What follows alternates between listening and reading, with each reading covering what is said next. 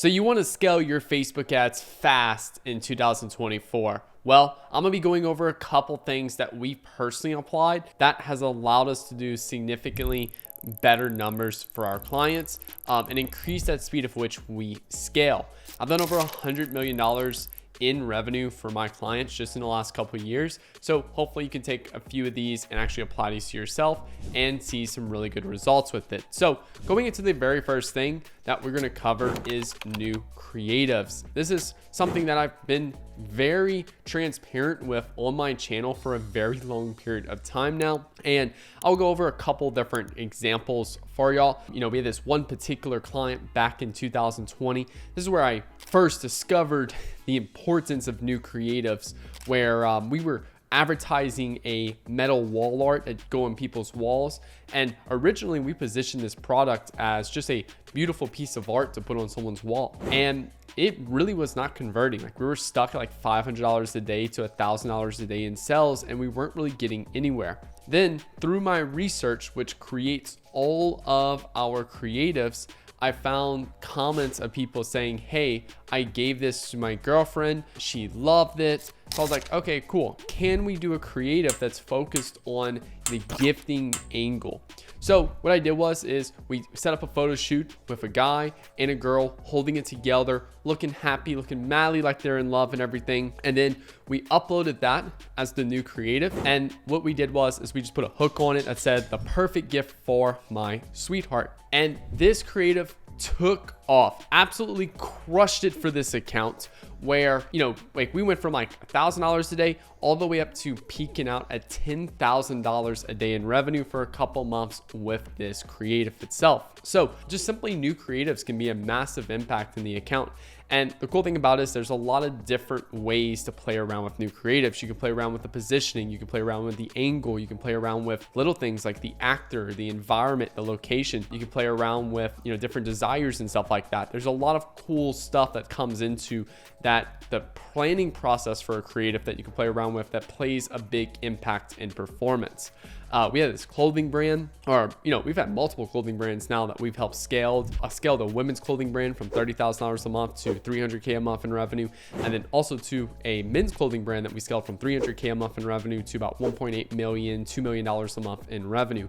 And both of them had the exact same strategy, which was consistently new photo and video shoots every single week with our top selling products. And these products itself were just simply taking our best performing, pants, or best performing skirt, or best performing t-shirt. And we would just simply take those shirts, pants, skirts, whatever, and we would take those best selling products and just new actors, new models, new locations. And we really painted that picture of what people could experience, the lifestyle they could have if they purchased this clothing. And we did that weekly or bi-weekly. And we consistently pumped it out new creatives into the account, which again allowed us to scale those brands to those levels. We had this other account where, we just simply needed to, change the positioning of this product because we were focusing on a paint by numbers kit where, the client was stuck about $150K a month in revenue. He was testing a lot of creatives, but just wasn't really getting any success with it. So that's why he came to us and was like, hey, Nick, I know you do creatives way better than me. So how can you help me, transform this business? And, this particular client was stuck at like what I would say a product aware stage, where it's like 3 reasons why you need to buy paint by numbers kits, just talking a lot about their product and was not talking about the connection to their audience in terms of calling out what the audience wants, then giving them the product. So we explored a whole new positioning in this product, which positioning for me is just, hey, you perceive this product to do this one thing, so we're just going to completely position it to a whole new thing. For us, it was girls' night. So we changed the positioning from this girls' night activity, or from this just like, here's why you need to buy paint by numbers, to actually positioning it to a much more attractive desire, which was a fun girls' night. And we were able to scale this brand from $150K a month to about $2.5–3 million a month in revenue. And literally all we did was use that hook, for the girlies who want a fun girls' night. We got a bunch of girls together. We filmed content around the product and the girls having fun with this product. So that way we can create the belief this product does that. And then we simply just put in the account and it took off. So new creatives are one of my favorite ways to actually increase and scale a brand's revenue.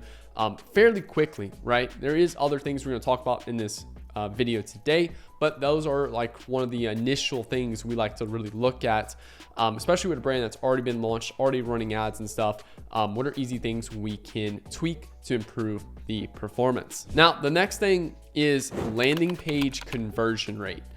Whether you're driving traffic to a lead page, whether you're driving traffic to an advertorial, whether you're driving traffic to a product page, increasing the percentage of people that convert can increase your sales overnight. So for example, if you're converting 1% of people right now and you jumped up to 2% without changing anything in the ad account, you're going to double your revenue by just changing the conversion rate of your landing page. And that's going to give you more money you can spend back into advertising and stuff like that. Now, how does this actually work? Well, we have to look at it from the perspective of the consumer, right? So, for example, my course itself, I just increased the conversion rate of it from like 1% to like 3 to 5%, right? Because I initially tried to create this complex funnel, right? And I misaligned with my audience. I tried building like a training and then sending people to the course after the training. And then I was like, well, I was basically not respecting the sales process from the perspective of, I already know they see me as an authority because they're coming from my YouTube channel. I don't need to put further blocks in the way. I just need to show them the product and boom. So I actually removed all that training and we actually went from a 1% to like a 3 to 5% on my course.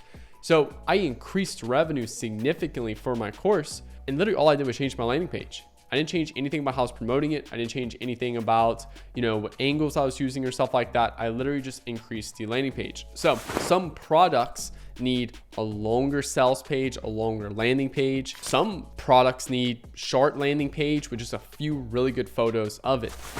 So it kind of depends on your product. It also depends on, what are you having to convince someone, right? If you're going after like neck pain, for example, I need to show a whole bunch of visuals on that landing page that showcases how people no longer have neck pain because of my product. If I'm going after, like, for example, Rose Skin Co., their product called the Lumi, that's one of my favorite landing pages to look at.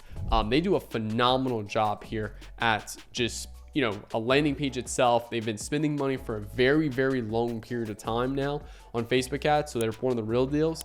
And they just have a really good page. They have a good, basically really good product photos. They have really good visual explanations of the product. They handle objections to the product. They make the product seem a lot cheaper than it actually is by comparing it to more expensive solutions. They show customer testimonials. They show, like authority news articles endorsing the product and everything like that. They showcase a lot of really good things that, basically they can get for, actually like showcase a bunch of very good things that helps out with that sales process right there, which drastically increases the conversion rate on the landing page. So if you take anything from this little lesson right here, go to roseskinco.com and look at their product called the Lumi, Lumi, and just replicate their page. Break down each little section they have and why that section is there for what reason specifically, and then essentially just go and replicate that on your website. Now, this last way to scale your Facebook ads fast actually comes from one of my students. This is something that I actually personally learned from this student this year.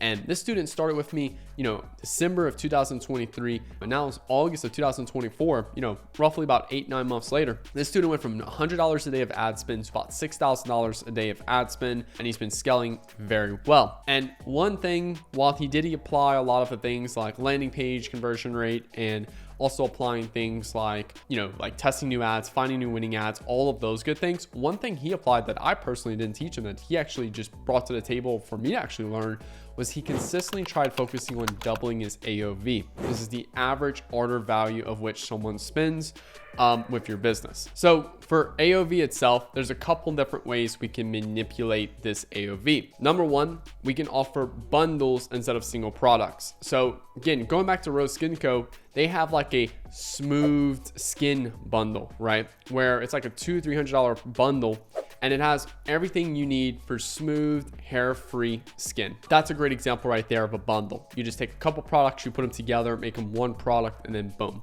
Another thing you can do for AOV is it's called frequently bought together.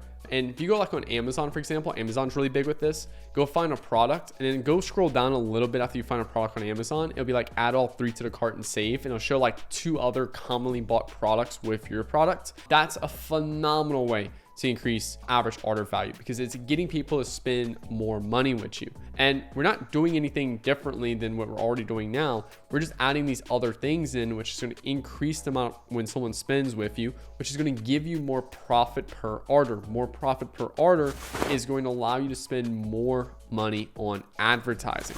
Another thing you can do is the little add to cart upsell. So after someone clicks add to cart, another little upsell will pop up where basically it'll just be like, hey, here's something else also too as well you might want. And then you have the in cart upsell to where like after someone clicks add to cart, it shows everything that they have in that cart. And then I'll have like basically like, hey, here's some other products you might want to also add to the cart. And then lastly is once you actually go to like the checkout page and someone purchases, they have one click upsell, which is also a phenomenal tool right there, where it basically just showcases some other products that people can buy. And it's also too, what's cool about it is one click. So, it's easy. They don't have to like re-enter in their credit card information. They've already entered in their information, and it's just boom.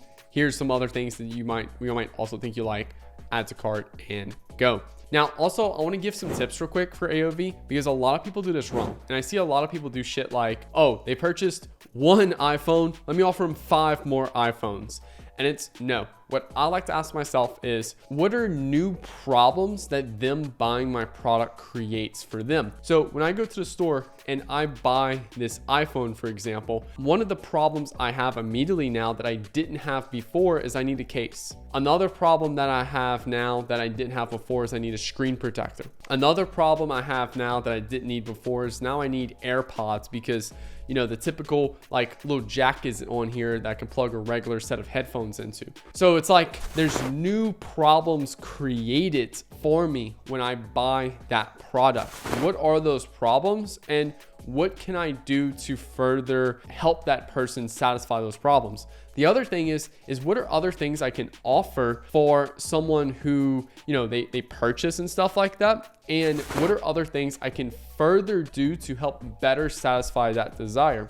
So for example, my ebook is about to come out, right? So my ebook itself, like it's gonna be a $27 ebook, nothing crazy. It's very detailed on everything I do, all that good stuff. So I'm basically giving you everything you need to convert. But then it's like, if I know they're investing into this ebook to better write ads that convert, how can I better help them satisfy that desire of creating ads that convert? Well, I could also upsell them on a course that shows me inside the ad account doing all of these things that I teach in the book, to where it better shows them visually how this works. And it's like, cool, I can upsell them on that right there. And that's also increased the AOV from $27 to $527. That gives me a lot more money now I can push back into ad spend. So AOV is phenomenal. And when you combine new creatives, when you combine improving your conversion rate, and you combine AOV, this is how we've helped multiple stores now scale to multiple 7 figures a month in revenue. And hopefully this can be applied to you. As far as the actual tactical of scaling Facebook ads, look, we keep it simple inside the ad account, 1 campaign per business objective. And then what we do is, we just increase spend or decrease spend by 20% based off yesterday's performance. So if yesterday's performance was bad and I waited at least 3 or 4 days for it to stabilize, I'm going to decrease spend by 20%. If yesterday's performance was good, I'm going to increase spend by 20%. And then from here, I also might encourage you not to really decrease spend, but just hold budget at that level regardless of performance, so we can use that to find new winning ads and only scale if we see better performance. That's how I scale Facebook ads. But I just find that's just increasing or decreasing budget. That's not actually scaling Facebook ads. So that's just a couple tips right there for y'all. Hopefully this helps y'all out. Hit that like button, hit that subscribe button for new videos every Monday, Wednesday, and Friday. And then if you're interested in me running your Facebook ads, click the link below to have Nick Theriot run your Facebook ads. And then if you want one-on-one mentoring with me, click the link below to have Nick Theriot mentor you. And if you want my Facebook ads course that teaches you how to create Facebook ad creatives that convert, then click the link below to Nick's Facebook ads course.